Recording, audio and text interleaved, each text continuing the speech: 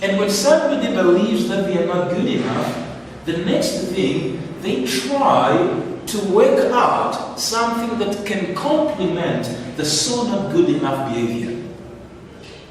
And when they try to complement the so not good enough behavior, more errors and more problems come after. If one knows that I am good and I am perfect, they live from the understanding that they are good, that they are perfect. The problem has not been humanity's behavior, but the law. I've always said that there is nothing like unbelief. It's either one believes a lie or one believes the truth. The one you call the unbeliever, he believes something, a lie. We all believe something. And what we believe now fuels or sponsors a life or a lifestyle. So a lifestyle that is sponsored by the knowledge of I am good, obviously do have good results. We were all created with the vulnerability to believe. But what is it that we believe? We were all created and designed to believe. But what we believe is what determines the life we live. If we believe that we are perfect, if we believe that we are good, if we believe that we are righteous, if we believe that we are holy, if we believe that we are blameless, we are innocent, the life we live is sponsored by that which we believe. So, Christ comes and he reveals the mind of God about humanity, about us, about all of us. What is he saying? There is nothing wrong about you. There is nothing wrong about humanity.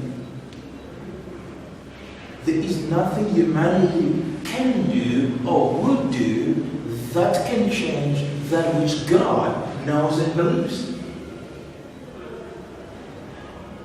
Whatever that we can choose to believe cannot change that which God believes. Truth is not true because you have chosen to believe it. You know, if we all choose today that we're not going to believe that this is true, it will not change the truth. Diamond is not a diamond because you have chosen to believe that it's a diamond. It is a diamond before you believe it. After you believe it, it still remains a diamond. I just heard that you guys in Kenya have discovered, some oil in Kenya.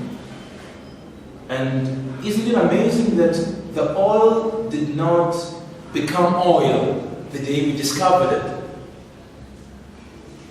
The oil has been there, and it has been oil before we discovered it.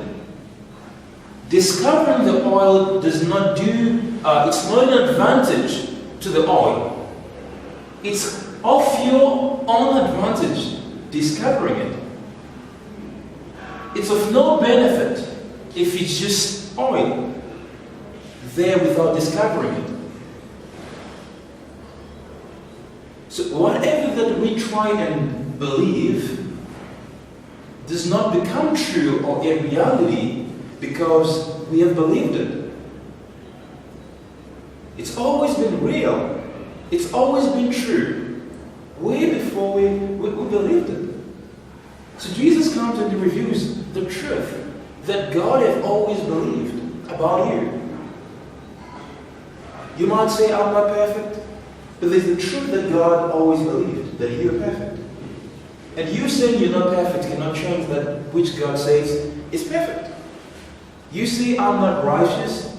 God is saying, you're righteous. You've been righteous all along.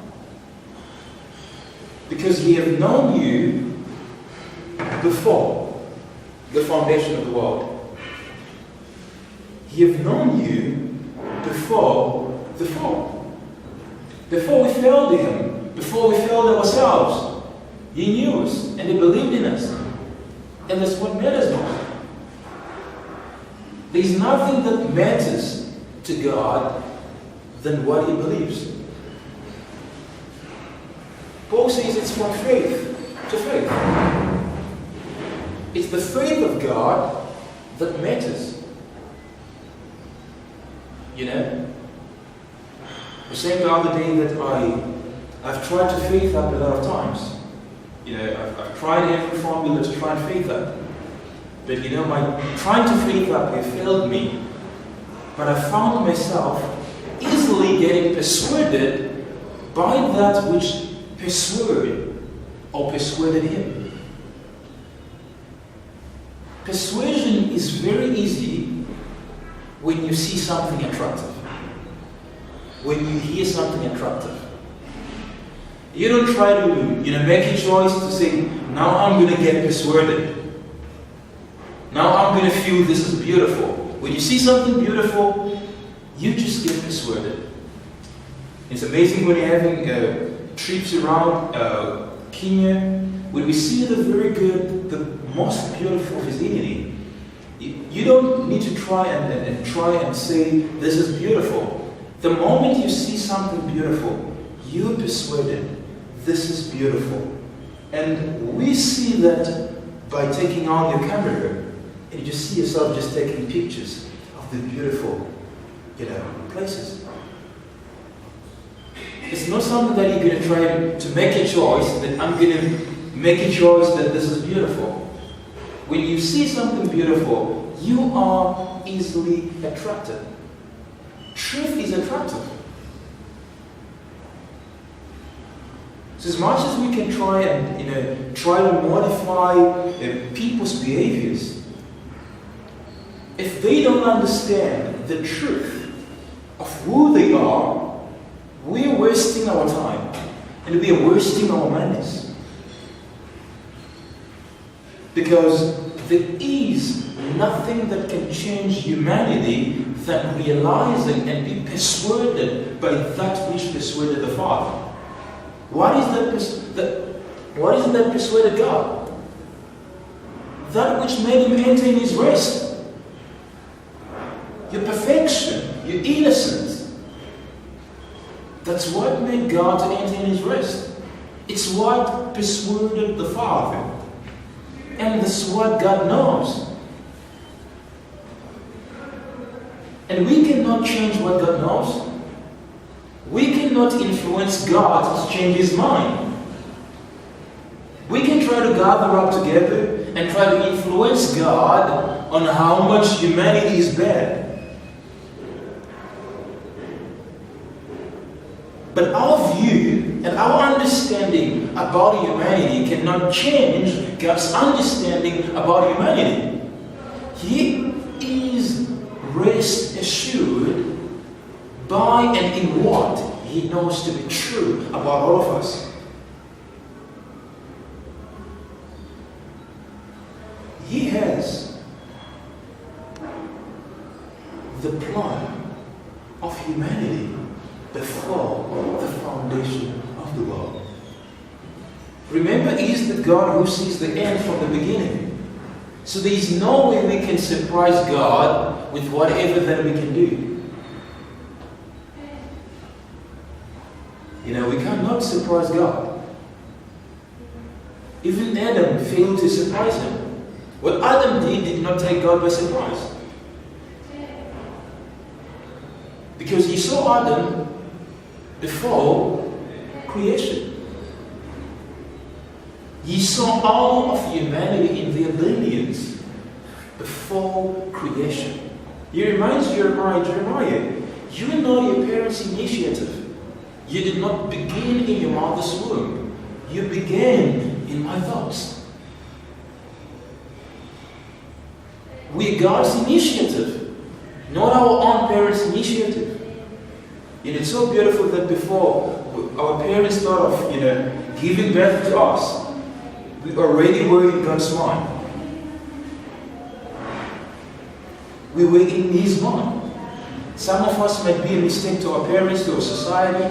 One morning, the mother just found out that she was pregnant and she had a plan for it. But I'm so glad that we were and we are the plan of God. The plan of God. The form even our parents planned for us. Planned about us. We begin in Him. We are His initiative. And there is nothing that can change God's plan. There is nothing that can change God's thoughts about us. There's nothing can separate you from the love. All right. Nothing can separate you from the love of the Father. What is it that we think we can do or we can go through that can separate us from the love of God? That can change God's mind about you? Nothing. And which leaves us with nothing but just to, be persuaded by His faith. To let His faith inspire our faith. His mind to inspire our mind. And when we get inspired by His faith, persuasion takes place. And we'll live in His persuasion. There's been a lot that has gone on around the religious circle that one should believe, when you believe, you behave. Then when you behave, you belong.